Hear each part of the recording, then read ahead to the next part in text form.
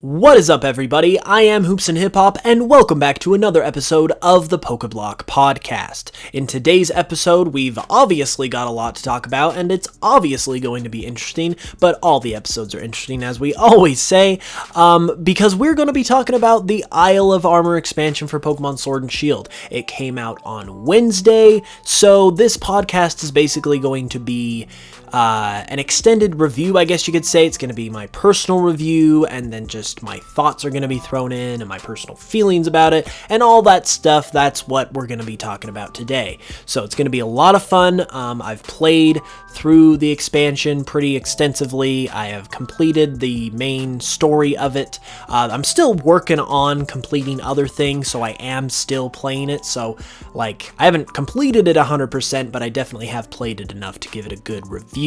So that's what we're going to be doing today. Before we get into that, though, I do need to, as always, thank our sponsors that help us keep this channel going and make it what it is, so I can talk to you guys about this stuff every week. So with that being said, today's episode is brought to you by the Tax Defense Group. Due to the global pandemic, the deadline to file your taxes for 2019 was pushed back to July 15th, 2020. If you haven't filed for 2019 yet, there's good news. The Tax Defense Group can e-file your taxes for you. The process is quick, and for millions of people, you will get money back. So what are you waiting for? Call the Tax Defense Group today at 800-850-7973 to get started. That number again is 800-850-7973, and you can visit them online at thetaxdefensegroup.com. Today's episode is also brought to you by Writer Junkie. Are you thinking about starting a business or a side hustle? For all businesses to be successful, you need a website. Writer Junkie offers website development, content writing, and SEO services for business websites, so call Writer Junkie today and get your side hustle on at 805-587-7966, and you can visit them online at writerjunkie.com. Okay. Here we go. Isle of Armor. Where to begin? Okay, so like I said, I guess really quickly, before we get into the main review stuff, how about that Pokemon Presents presentation? Because we did have that presentation the same day that the expansion came out, so really quick, I think we should touch on that a little bit. It was basically consisted of a few major points. We had, number one was Pokemon Smile, which is this it's basically a game that you play while brushing your teeth, and it's basically incentive for little kids to want to brush their teeth, essentially. And it's sort of gotten made fun of a lot by the community at large, as you might expect, but I actually just want to throw my hat in the ring and say obviously this is for little kids. It's meant for toddler age, kids. So it's not a big deal that people are making a meme out of it. But at the same time, I do kind of want to commend the Pokemon Company for making a game like this, because what this kind of game does is it introduces little kids and toddlers specifically to the Pokemon franchise at a young age. So basically, they're getting acclimated to Pokemon, they're being introduced to it right away, and it's becoming part of their life right away. When in this kind of day and age where you have access to so many different forms of entertainment, that's really, really important. So basically, this kind of game is all about Pokemon grooming the next generation and getting them ready for actual real Pokemon games down the line when they're older. So from a business perspective, I think that game is really, really smart. There was also a small puzzle game. I think it's like Pokemon Cafe something for the Switch. Don't really have much else to say about that other than it's a puzzle game and it's on the Switch if you want to play it. I'm pretty sure it's available now. Obviously, there was Pokemon Snap, which is huge. We've all been waiting for a new Pokemon Snap, and it's awesome to finally see it happen. The fact that they're having all 8 generations appear in terms of Pokemon is awesome. I can't wait to see what new things are brought to the table. It just looks great. No release date yet, so it's probably a ways off because they didn't announce any kind of release window, but I'm personally super excited because Pokemon Snap is just one of those games that if you played it in your childhood, you had a good childhood. It was just one of those games that's just it's just the epitome of just the 90s nostalgia experience. So yeah, I don't know one single person that's played Pokemon Snap that didn't want a new one, so I'm extremely excited for it.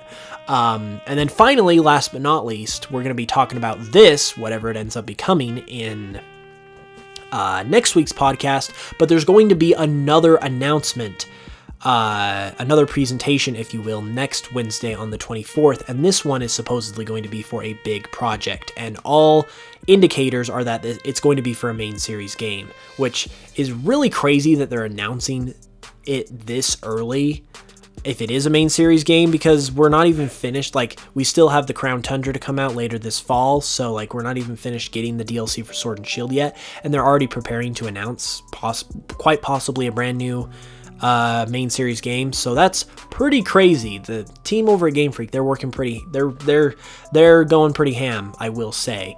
As far as what it could be, like I said, main series game, like almost assuredly a main series game. Just be, excuse my phone, excuse you, like, you weren't supposed to do that. I apologize. My phone is just out of control. Anyways, it's on silent now. It's fine. It's okay. That's the beauty of a podcast. I think we've gone like several episodes without that happening, so I was doing a pretty good job of remembering to silence my phone beforehand up until now. So that's got to count for something, right? Hopefully. Anyways, it's going to be a main series game.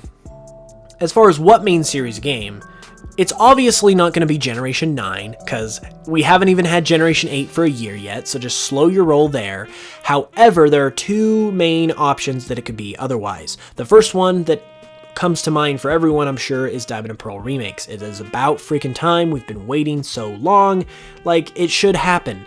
But there's another strong possibility just due to what was happening, like, in the presentation itself, and that's Let's Go Johto. And the reason why we say Let's Go Johto is because Tsunekazu Ishihara, who is the CEO of the Pokemon Company, when he was talking and like describing, basically in the presentation itself, in the background, he had a bunch of Pokemon merchandise, and nearly all of it was Johto themed. And then at the bottom, he also had some Let's Go stuff. Like, you could see the boxes for the Let's Go Pikachu and Eevee Nintendo Switch bundles. So, like, that's just kind of like and that's basically a hint. That seems like it could be a hint. And the Pokemon Company have been known to do that sort of thing. And I'm pretty sure they've even hinted at projects that they were going to announce with the background merchandise in other presentations in the past. So this isn't even like that far of a stretch for them to do. So that is very likely as well, which of the two, I would personally like to see Diamond and Pearl Remakes a little bit more, just because of how long we've been waiting for it. But don't get me wrong, I absolutely want Let's Go Johto. I've said since Let's Go Pikachu and Eevee came out that I've wanted Let's Go Johto because I love Johto as a region. Obviously, it's got my boy Cyndaquil, and I've also said, I've been on the record as saying that the Let's Go art style is just beautiful. It's perfect for Pokemon. It's amazing, and seeing Johto in that style just makes me drool. Like, every time I think about the concept of this game, I imagine Ecruteak City, and I imagine the Tin Tower area where you've got all of those fall, autumn, golden leaves. I imagine that setting in the Let's Go style, and basically I just start to melt because of how beautiful that looks in my mind. And I imagine that if that is the case, that is what we're getting, they're probably going to make some improvements on the Let's Go just genre of games in general. So it's not just going to be necessarily Let's Go but in Johto. It'll be Let's Go in Johto with some extra things added on. Like, I could see them just doing like regular wild battles this time around, since we sort of had the introduction with because the whole point of the Let's Go games was the introducing new players to the main series Pokemon games and bringing them over from Pokemon Go. Well, now you have done that with Let's Go Pikachu and Eevee, so now why not get them acclimated a little more by bringing in some more main series games or main series mechanics with this follow-up to Let's Go Pikachu and Eevee. That makes all the sense in the world. So I could see them doing that, and hopefully they add basically just like all the stuff from Heart Gold and Soul Silver. That would be just fantastic. We're gonna have to wait and see, but regardless of the way it goes, I'm gonna be super excited. And with that being said, it is now finally time to get into the Isle of Armor and my review and my thoughts of it. Overall, I really am enjoying the Isle of Armor a lot. I think it is important to consider, like, there is a part of me that wants to say that, like, I really want more and that I wish it didn't end so quickly, because, like, overall, I was able to beat it in a day. It took me, like, I want to say like 10 or 12 hours or something, and that was just playing at my own pace. So, like, it's not ridiculously long, but at the same time, the thing that I've sort of reminded myself of is the fact that this is part 1 of the DLC, and the DLC as a whole is $30. So basically, this section is a $15 expansion. So you're not going to get, like, you're only going to get so much for a $15 expansion. So the content that has been in the game, even though I personally am wanting more because I'm just a Pokemon nut that is just always craving the next thing that's coming out. I'm just a maniacal freak that way. But in terms of the content that it provided, absolutely good value. There's the story to be had, there's the new characters, all of which offer some really cool stuff on their own. There's just, like, the exploration of it, the open world, the fact that the whole map is seamless and open world and fully controllable with the 3D camera. That is beautiful, and like it's so, I can't understate how nice it is to have that kind of experience sort of be the standard. And it's also, like, you can tell at the same time that this is just, like, the beginnings of where they're going to go in the future. Like, this expansion is a taste of what's to come in terms of eventually the next main series game, or just, like, in the future in general, in the near future, I should say, because it's not going to be far off at this point, where we have a whole game, not just an expansion, not just a wild area, where the game is open world, 3D camera, seamless, no loading screens, all that type of stuff. Like, this, we're headed in that direction right now with this. So not only is it fun in and of itself, but it's very exciting in terms of what it's, like, hinting at for the future. It's like foreshadowing.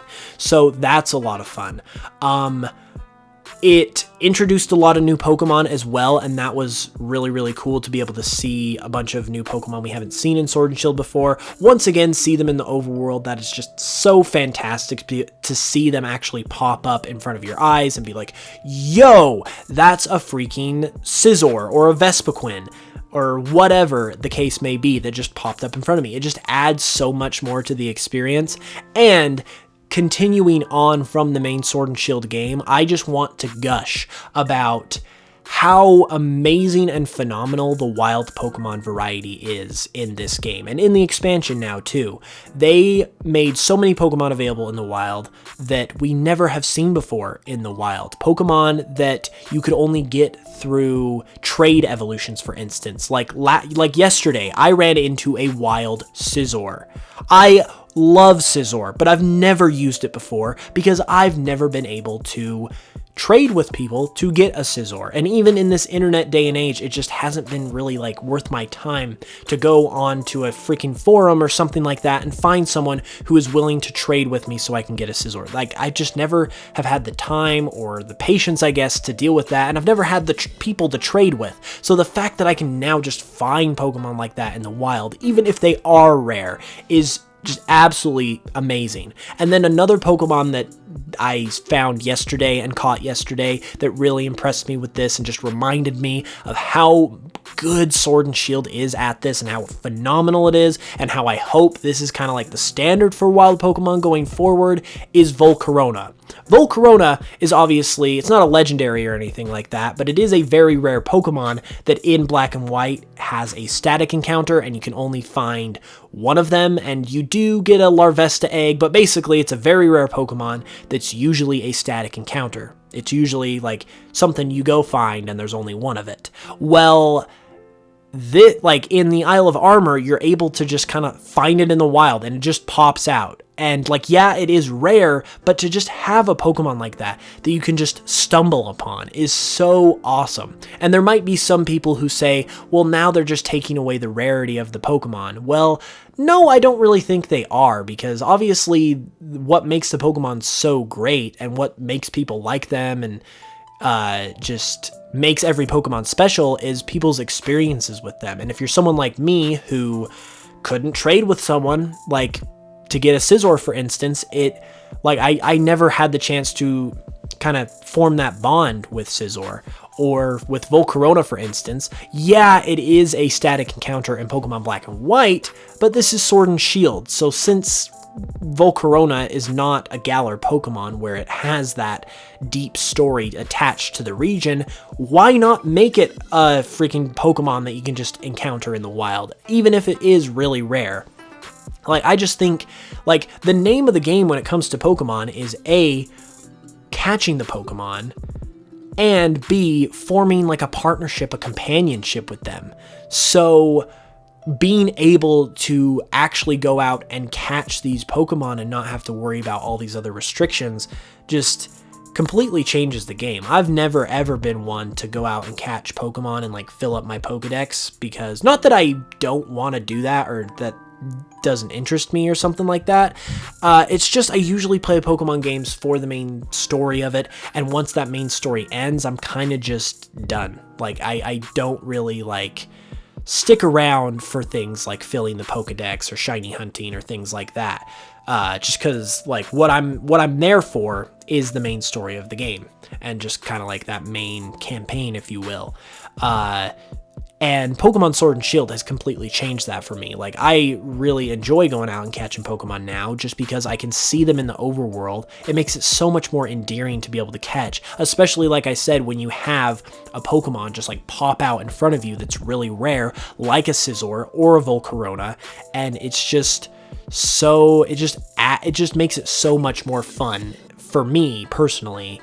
But in general, it just makes the experience so much more fun. So that has just been a great part of Sword and Shield in general, but also the expansion too, and hopefully they keep that going. Also, I would be remiss if I did not mention the following Pokemon mechanic, because that has made a return in the Isle of Armor, and it's just fantastic. Once again, it's just another thing that it's a beloved feature. It just adds to the experience so much, and I'm glad that they added it in. I'm really glad they added it in, and I'm really hoping that between Let's Go Pikachu and Eevee that had Pokemon following you, and now Sword and Shield that has Pokemon following you, I'm hoping that this is going to become more of a standard feature to where it's just in every Pokemon game in one way or another. Like, maybe you do have to get to a certain point in the game before you can access it, but it should be standard because it's what the people want, and like, you gotta give the people what they want to a certain extent.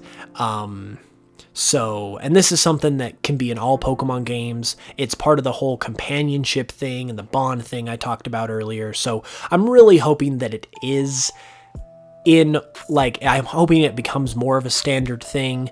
But for now, as it pertains to the Isle of Armor, it's great to see in the Isle of Armor. It just adds a lot to the game, adds a lot to the enjoyment of it. And something that's interesting about the way the Pokemon follow you in this game is that it varies from Pokemon to Pokemon. In Heart Gold and Soul Silver, for instance, the Pokemon was just essentially right behind you and followed right behind you the whole time. In Let's Go Pikachu and Eevee, very much the same.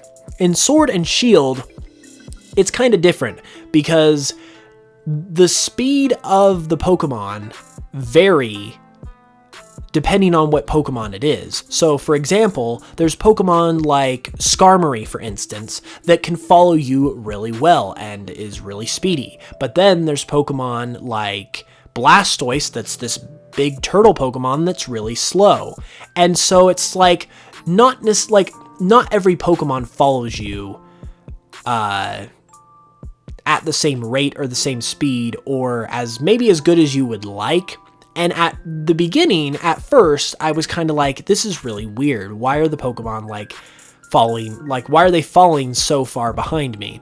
But then as I played more and more and kind of had other Pokemon, like I tried out different Pokemon following me, it occurred to me that the Pokemon following you in this game is actually significantly different than in Heart Gold Soul Silver, or Let's Go Pikachu and Eevee, or even Pokemon Yellow, because this time around, we have a fully controllable, free 3D camera, whereas in those other games, it was all fixed and it was top down. So it was easy for the Pokemon to be right behind you in those games because the camera was fixed and it was a top down perspective. Therefore, the Pokemon itself never got in the way.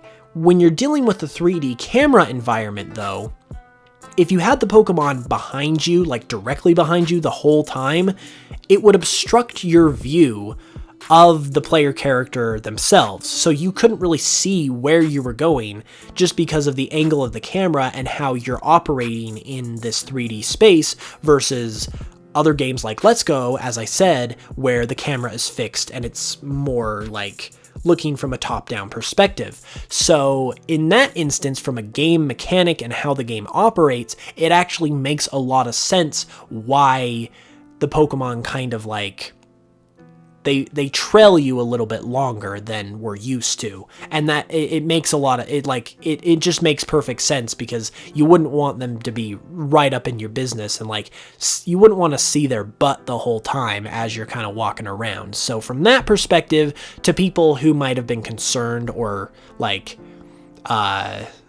kind of miffed about that, because I have seen a couple people who have mentioned that, that would be the reason why. And in my opinion, that's a completely, like, that makes a lot of sense. I would rather have the way it is than have to look at my freaking Pokemon's butt the whole time I'm playing.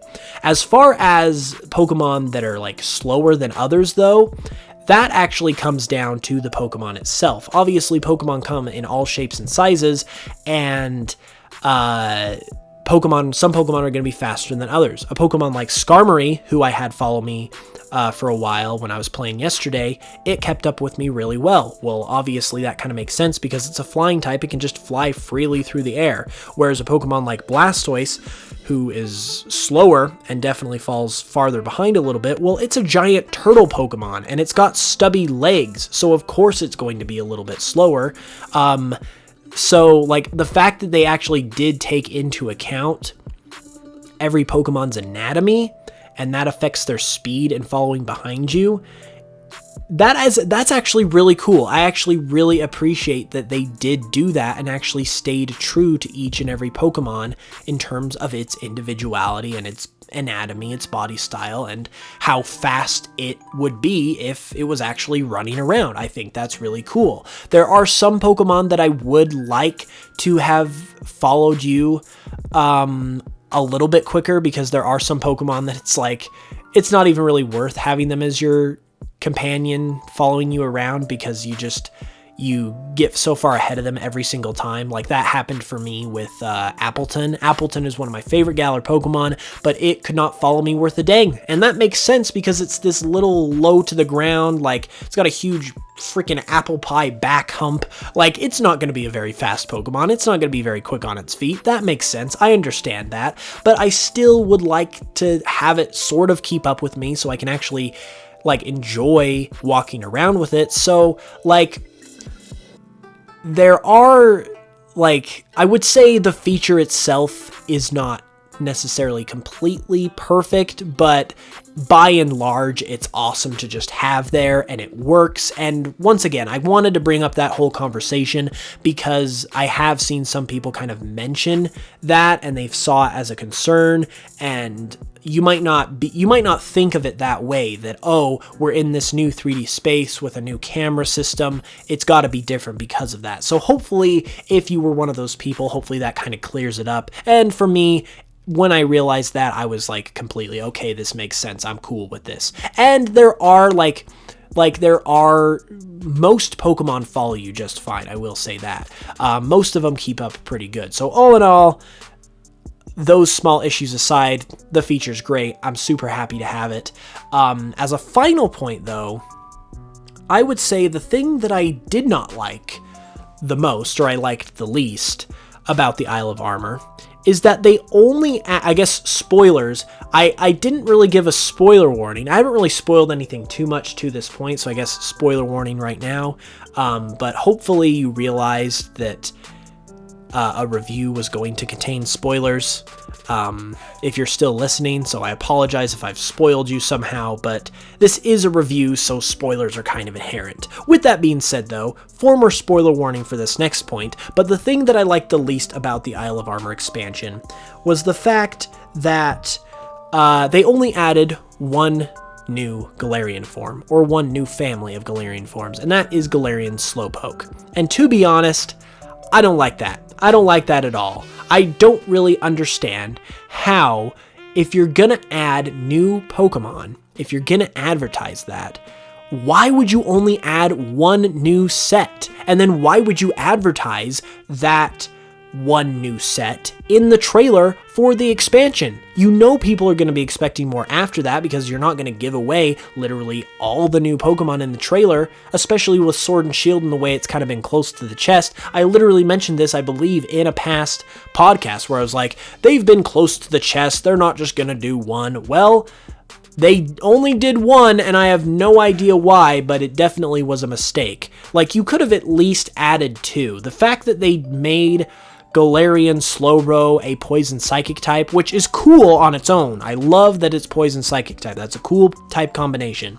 But the fact that they made it Poison Psychic so it could be the signature Pokemon of both Clara and Avery, and they didn't have to essentially give Avery a new Galarian form and give Clara a new Galarian form, like I've been theorizing this whole time that it would be, just because that makes all the sense in the world.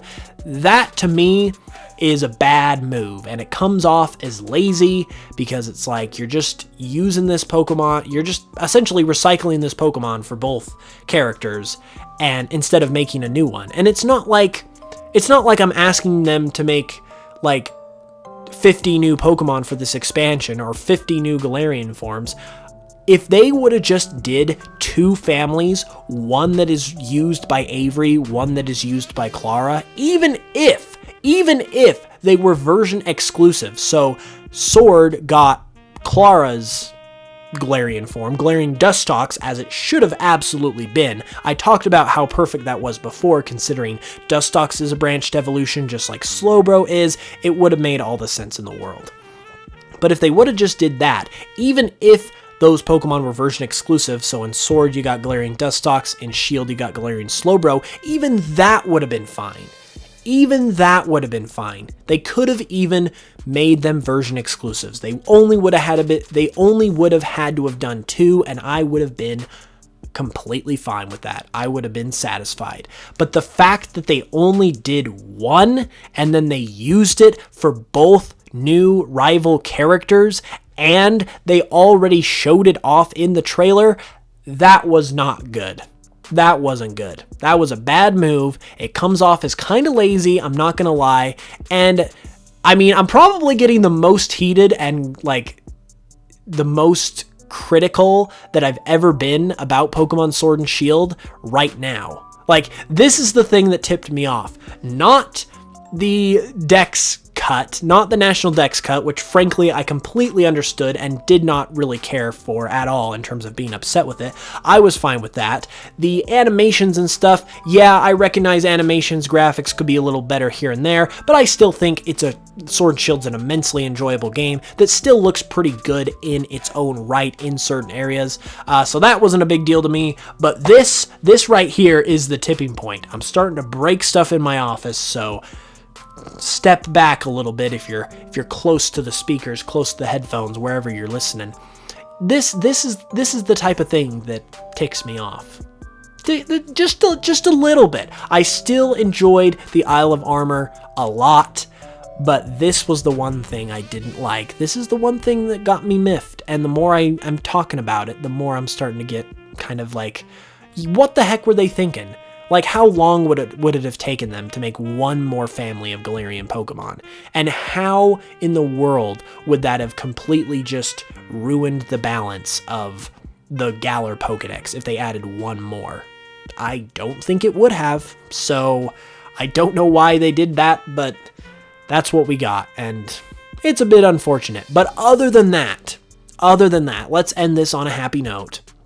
That was really the only thing that I had any problem with in the expansion. Everything else was a joy. I really like how they added the Diglett side quest, where it's kind of like you got to go find them all over the place. It's sort of like the Korok seeds from Breath of the Wild. That's a lot of fun. The rewards for actually doing that, which are you get a Alolan form Pokemon every like 10 or 20 or so Digletts that you obtain.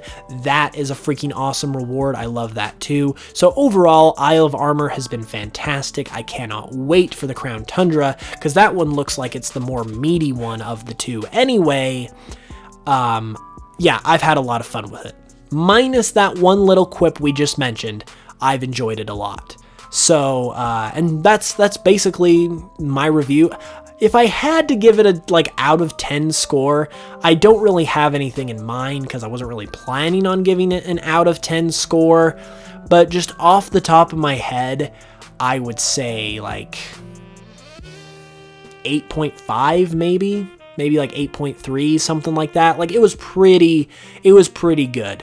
The only things I could say that I would like to have seen more of is like the Galarian form situation. I definitely would like to have had more Galarian Galarian form Pokemon, and more new Pokemon in general. And then probably I would have liked for it to have been a little bit longer in terms of the story, but I can't really complain about that because this is just like this is a $15 expansion essentially, like I said at the beginning. So all in all, yeah, I'm really happy with the expansion. 8.5 roughly, that's like the score I would give it, but in general I really liked it a lot. And with that being said, that about wraps it up. So I hope you guys enjoyed this podcast. If you did, be sure to leave a like, follow wherever you're listening, and if you're on YouTube, you can leave a comment as well. If you do not follow me on my personal channel, Hoops and Hip Hop, I recommend you do so because I talk about Pokemon content all the time. And if you are already doing that, I love you, and make sure you follow here so you can listen to my podcasts every week where I talk about at length, in long form and in a more casual type of setting, Pokemon content or Pokemon topics of all time, or of all kinds. Right before we sign off here, I would also like to give another shout out to the Tax Defense Group. Make sure you check them out at 800-850-7973 or thetaxdefensegroup.com for all of your tax needs, and Writer Junkie as well. If you need a website built for that side hustle, for that business, whatever you got going on, give them a look at writerjunkie.com or call them at 805-587-7966.